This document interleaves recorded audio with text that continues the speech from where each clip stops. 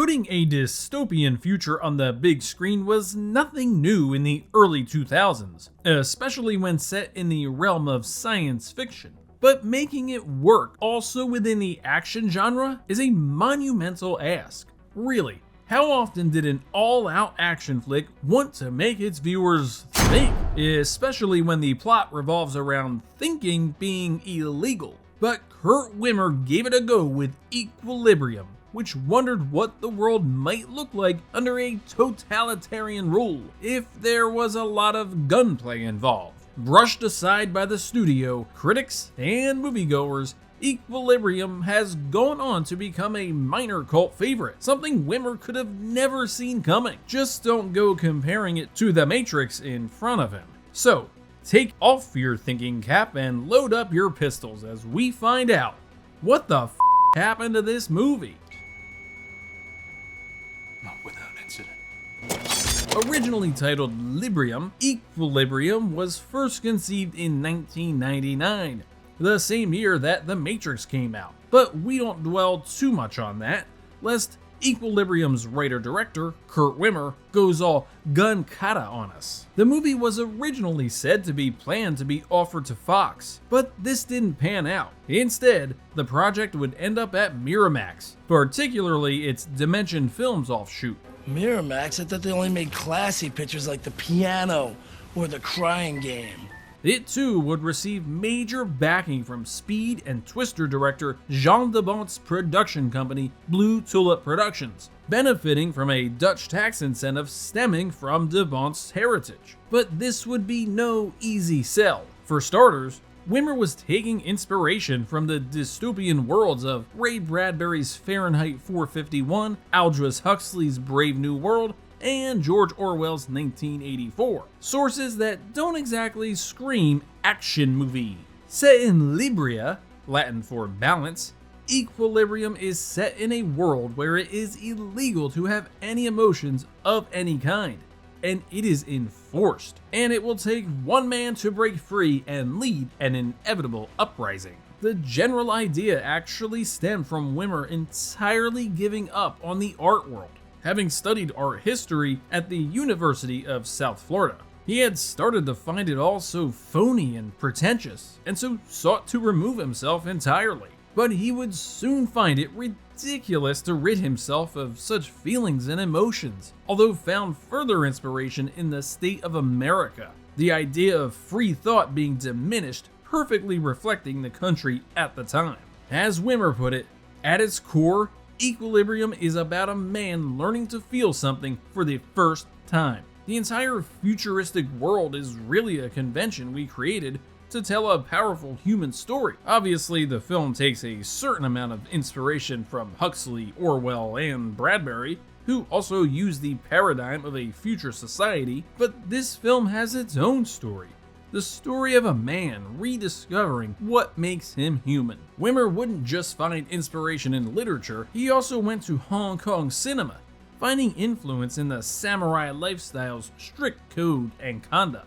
That's how I developed the idea of a society ruled by a group of warrior monks who have honed themselves into rocks, physically and emotionally. Another hurdle would be Kurt Wimmer himself. While he had written the Thomas Crown Affair remake and served as a story writer for Sphere, he only had one directing gig to his credit, an HBO movie starring Brian Bosworth. Wimmer too would give it his best shot at not dating the story or setting, something we've seen far too many sci-fi movies fall victim to. That's why he decided not to include futuristic tools, weapons, or machinery, so it could conceivably take place at any point in the future. But for clarification's sake, this alternate reality is set in 2072 after World War III, so we'll see how well he did in another 5 decades. As for why the title changed from Librium to Equilibrium, a pharmaceutical company actually already had the name. Leading the cause would be John Preston, played by Christian Bale, who actually landed the job because of American Psycho. Hey, Paul! Everybody involved, chiefly Kurt Wimmer, knew Bale could handle the significant shift that Preston makes in the movie. Bale himself saw it as a challenge in how much he could reveal about the character without giving too much away about his inner self and his journey. Expectedly, Bale underwent extensive training in the ways of Asian influence fighting, including an 8-week course in judo. Another key role, that of Andrew Brandt, would go to Taye Diggs, who had started to break through with roles in The Best Man and The House on Haunted Hill. While Diggs would be drawn to the screenplay, it was his smile of all things that led him to be cast. Like Bale, Diggs did his necessary research, further going on to read some of the books that inspired the script. As he put it, "I like the combo of high-octane action in a solid story with serious underpinnings. What really got me is that the core of the piece is the dynamics of human emotion, the idea that you have to let the human spirit thrive." Rounding out the central cast would be Bale's Metroland co-star Emily Watson, who isn't exactly known for her action prowess, but that's because she's never given the chance. But Watson still felt comfortable, saying, "She's not that different from the intense, emotional, and sacrificial women I've played in the past. But this time, I also learned about the rigorous nature of special effects and action." The supporting cast would also feature Angus McFadden, Sean Bean, Matthew Harbour, and William Fichtner. Armed with a $20 million budget, filming on Equilibrium began on October 19th, 2000, and wrapped up less than 2 months later on December 10th. By and large, and judging from the wealth of behind-the-scenes footage that was shot during the making of the movie, things went fairly smoothly during the production of Equilibrium. One thing to note is the clever use of locations, particularly in Berlin, which has a lot of architecture that's stuck in a certain era.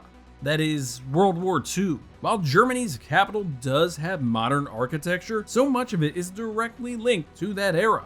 Take, for example, the Olympiastadion, constructed for the 1936 Winter Olympics, which of course has direct ties to Nazi Germany, and the Tempelhof Airport, which underwent reconstruction by the Nazi government. That Libria's flag has a stark resemblance to the Nazi flag is certainly no coincidence. Even in Rome, the filmmakers couldn't help but see ties to fascism. Filming in the city's Esposizione Universale Roma, a pet project of Benito Mussolini's, once chosen as the site of the 1942 World's Fair. VFX supervisor Tim McGovern also made it his job to build on this fascist architecture, which he was able to expand on during post-production, creating a world that is empowering over its people in deep, cold ways. But we couldn't talk about Equilibrium without its most notable elements.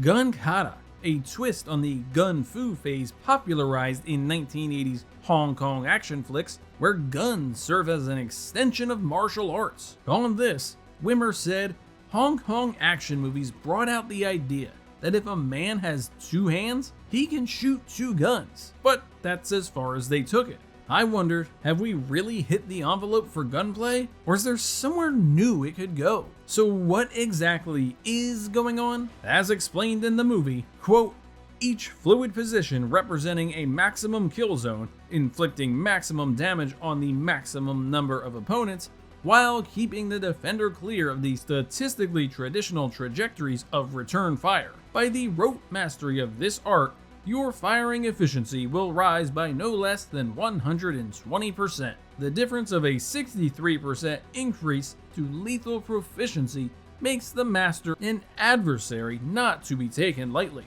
End quote. And if that doesn't seem to make a whole lot of sense, don't worry, it looks cool.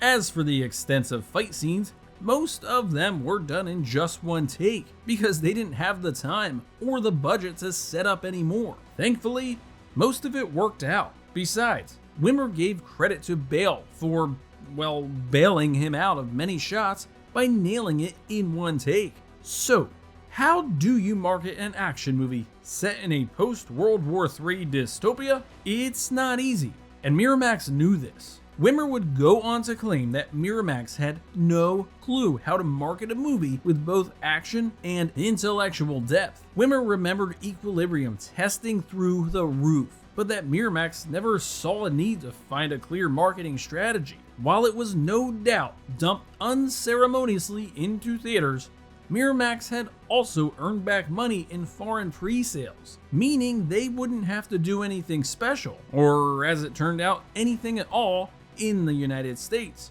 lest they be investing money they could easily lose. And so, on December 6th, 2002, Miramax did release Equilibrium on just over 300 screens. As such, on opening weekend, it took in $541,512, landing it at 20th place, just behind Bowling for Columbine. Then in its 9th week, for the numbers savvy, that comes out to about $1,799 per screen. It would drop to 63rd before being yanked entirely by the end of the month.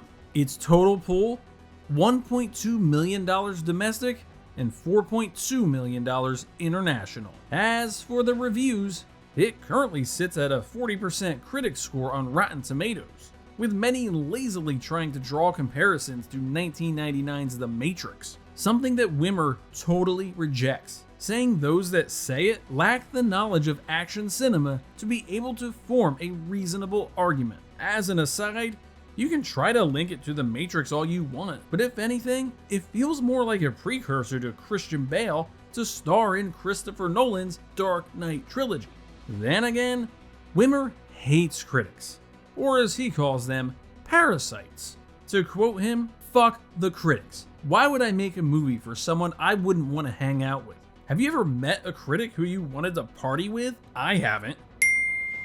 When further asked what the solution to mankind's problems would be, he added, "Killing all the motherfucking critics." While the critic score is 40%, the audience score is double at 81, in due part to the minor cult fandom Equilibrium has developed over the years. As Wimmer remembered, the paying customers seem to get it. Really, it's just too bad so few actually paid to see it at the time.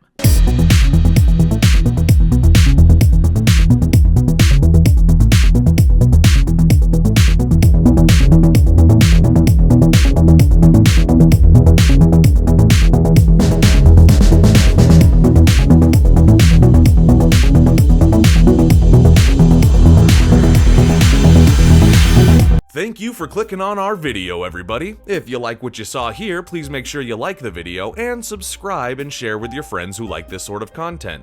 JoBlo remains an independent company, and we appreciate all of your support.